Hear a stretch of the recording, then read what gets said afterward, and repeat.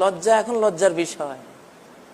যিনি লজ্জা ছুঁড়ে ফেলে দিয়েছেন তিনি উন্নত, মডার্ন, তিনি উন্নত, তিনি মডার্ন, তিনি পৃথিবীর একজন দামি জিনিস,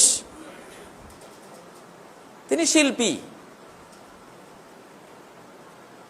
মেয়েটাকে দোতারা, সেতারা, তিন তারা কিনে দিয়ে, সারে গামা বাদানিসার তালিম দিয়ে পিতা ভাবছে জিনিস একখান বানাইছি আমি, মাশাআল্লাহ, দুনিয়াকে ধাঁধিয়ে দিবে একেবারে।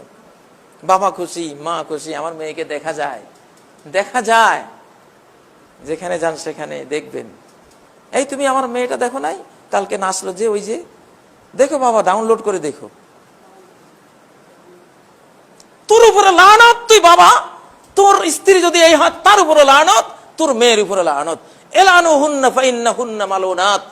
এই নারীগুলিকে যে যেখানে দেখবা, মহানবী 1400 বছর আগে বলে গেছেন, এই শ্রেণীটাকে যেখানে পাইবা এলানুহুন্না, কিছু তো করতে পারবা না, বলতে পারবা না, একটা লানত দিয়ে যেও, তোর উপরে আল্লাহ গজব পড়ুক, তোর এই গানের উপরে আল্লাহর গজব পড়ুক, তোর এই দোতার উপরে আল্লাহর গজব পড়ুক, তোর এই মিউজিকের উপরে আল্লাহর গজব পড়ুক, তোর এই নাচের উপরে আল্লাহর গজব পড়ুক। একটা গজবে কি দিতে পারবে না? এলানুহুন্না। কাজী ইব্রাহিম বলছে না, রহমাতুল্লিল আলামিন বলছেন যে আমি রহমাতুল্লিল আলামিন হয় তোর জন্য রহমত হতে পারলাম না, তোর জন্য আমি লানত, তোর জন্য আমি গজব হলাম, তোর একটা গজব আমি দিলাম, আমার উম্মতের সবাইকে দায়িত্ব দিয়ে গেলাম, এলানুহুন্না, ওদেরকে লানত দাও, অভিশাপ দাও, একটা করে গজব দাও, ফাইন্নাহুন্না মালুনাত। এগুলি সব অভিশপ্ত। বাবা নাচে, মেয়ে নাচে, মা নাচে, আমরা শিল্পী হয়ে গেছি, আমরা উন্নত হয়ে গেছি। নবীজি বলছেন মালুন হয়ে গেছিস, মালুন, অভিশপ্ত, মাগদুব আলাইহিম হয়ে গেছিস। শেষ জমানা থেকে বুঝছেন আমি শিল্পী হয়ে গেছি, আমি মহান হয়েছি, আমি জাতীয় মহামূল্যবান হয়েছি, এটা শেষ জমানার জ্ঞান। শেষ জমানা থেকে এই মেসেজ পাচ্ছেন। নবীজি থেকে মেসেজ পেলেন কি? কাসিয়াতুন আরিয়াত মাইলাতুন মুমিলাত রুউসুহুন্না কাসনিমাতিল বুখতিল ইজাব লা ইয়াদখুলুনাল জান্নাহ লা ইয়াদখুলনাল জান্নাহ ওয়া লা ইয়াজিদনা রিহাহা। এরা পোশাক পরা উলঙ্গ নারী, এগুলি পোশাক আছে কিন্তু উলঙ্গ। পোশাকটা পিনপিনে পাতলা, তার স্কিন, চামড়া দেখা যায়, অতএব পোশাক পরা উলঙ্গ। পোশাকটা যদি মোটা হয় তাহলে অর্ধ শরীরে পোশাক আছে, বাকি অর্ধেক উন্মুক্ত, অতএব এটা পোশাক পরা উলঙ্গ। পোশাক আছে কিন্তু উলঙ্গ, আল্লাহর কাছে সে উলঙ্গ। মানুষের কাছে সে পোশাক পরিহিতা, আল্লাহর কাছে, আল্লাহ রাসূলের কাছে সে উলঙ্গ। শার্ট প্যান্ট পরেছে সে মহিলা, শার্ট আর প্যান্ট পরেছে, উলঙ্গ। মানুষের কাছে পোশাক পরিহিতা, আল্লাহর কাছে, আল্লাহ রাসূলের কাছে সে উলঙ্গ, বিবস্ত্র, কবিরা গুনাহগার, মহাপাপী, অভিশপ্ত, লানত প্রাপ্ত।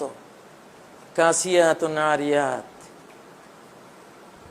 বোরকা পরেছে, এমন বোরকা, আরে ভাই আপনাকে বলেছি বোরকাটা স্কিন বডি ফিটিং বোরকা বানাবেন, এটা তো একটু ঢোলা হলো।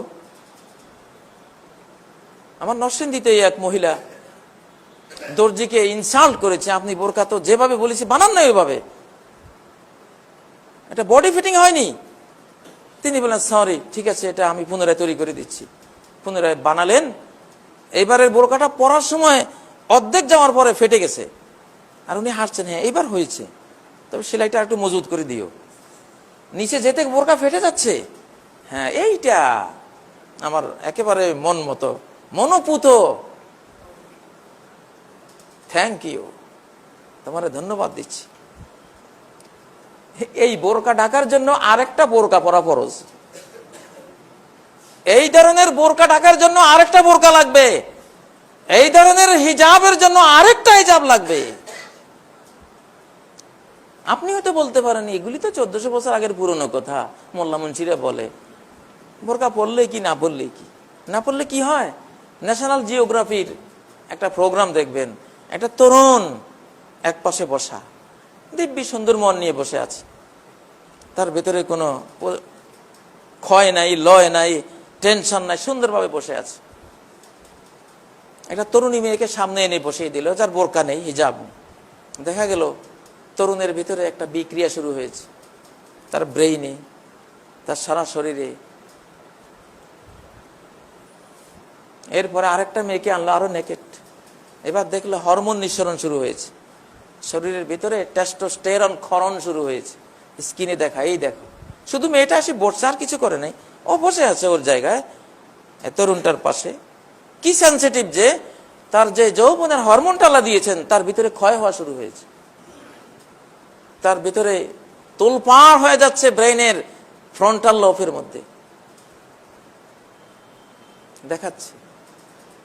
এই জন্য যেখানেই বেহিজাব নারীদের অশালীন পোশাকের পরিবেশ, ওখানে পুরুষগুলি বাঁচে না। বাঁচলেও রোগা আধা মরা হয়ে বাঁচবে, ক্ষয় হয়ে যাবে, নষ্ট হয়ে যাবে। কোন 5 স্টার হোটেলে সেন্সিটিভ দরজা লাগানো থাকে, গ্লাস। কাস্টমার যাচ্ছে, এখনো 15 হাত দূরে, 10 হাত দূরে দরজা খুলে গেছে। কি সেন্সিটিভ, 10 হাত দূর থেকে সেই তাকে অনুভব করেছে, দরজা খুলেছে। নারী পুরুষ এইরকম আল্লাহ সেন্সিটিভ বানিয়েছেন। এটা ইসলাম, ইসলাম জানে, ইসলামের আল্লাহ জানেন যে কেন পর্দা করতে হবে। এখন তোমাকে এই যুগ ধারণা দেবে, তুই বোরকা পরেছিস, বস্তাওয়ালি। শরমের কথা, বোরকাওয়ালি মেয়েরা খুব শরম পায়, না জানি কে কি বলে বসে। কি নিকৃষ্ট যুগের মানুষ। নারীদের হিজাবকে ইনসাল্ট করা হয়, বিদ্রুপ করা হয়। আচ্ছা বলুন তো, সাগর কলাকে যদি কেউ বলে, এই কলা, তোর চামড়াটা কেন তোর গায়ের উপরে, বিশ্রী জিনিস, তোর চামড়ায় বস্তাটা কেন গায়ে দিলি, খুল। সাগর কলার উপরে বস্তাটা খুলে, সফিস্টিকেটেড কলা, আধুনিক মডার্ন কলা, তার কোনো চামড়া থাকতে নেই। সাগর কলার ছড়ি থেকে চামড়াটা ফেলে দোকানে লটকান, দেখি কি অবস্থাটা হয়। যেটা হবে নারী সমাজের অবস্থাও সেটা। কলার উপরের এই সুন্দর চামড়াখানি, এটা পশ্চাৎপদতা নয়, অভদ্রতা নয়, কলার জন্য অনুন্নতি নয়, এটাই উন্নতি, এটাই তার জন্য সম্মান, তার জন্য মর্যাদা, তার জীবনের সেফটি, তার মূল্য এখানেই। সাগর কলা, এটাতে চামড়াটা আছে, এটাতে চামড়া নাই, এটা কেউ কিনে না। যে দেখে ঘৃণা করে, আর ওটাকে যে দেখে কিনতে চায়। পার্থক্য কি? কয়টা জিনিস এখানে আছে আর নাই? একটা জিনিস শুধু, এখানে উপরের আবরণটা আছে, এখানে উপরের আবরণটা নাই। এই একটা আবরণের অভাবে এটা মূল্যহীন হয়ে গেল। হয়তো পুলিশও আটক করবে তাকে, তুই এমন কলাই দোকানে কেন তুললি, অস্বাস্থ্যকর। যারা বিষাক্ত খাদ্য, জীবাণু আক্রান্ত খাদ্য, এগুলির বিরুদ্ধে কাজ করে, ওই ব্রাঞ্চ তাকে দেখলে তাকে অ্যারেস্ট করবে। এই কলা খেয়ে মানুষ অসুস্থ হয়ে যাবে। প্রিয় ভাইয়েরা, এই জামানার অবস্থা দেখে আপনি বুঝবেন না আপনি কি হয়েছেন। এই জামানা থেকে আইডিয়া পাবেন না যে আপনি কি হয়েছেন। আপনাকে এই আইডিয়াটা লাভ করতে হলে কোরআনে যেতে হবে, নবীজির সহিহ হাদিসে যেতে হবে। কোরআন সুন্নাহর নজর দিয়ে দেখলে আপনি বুঝবেন আপনি কি হয়েছেন। যারা প্রায়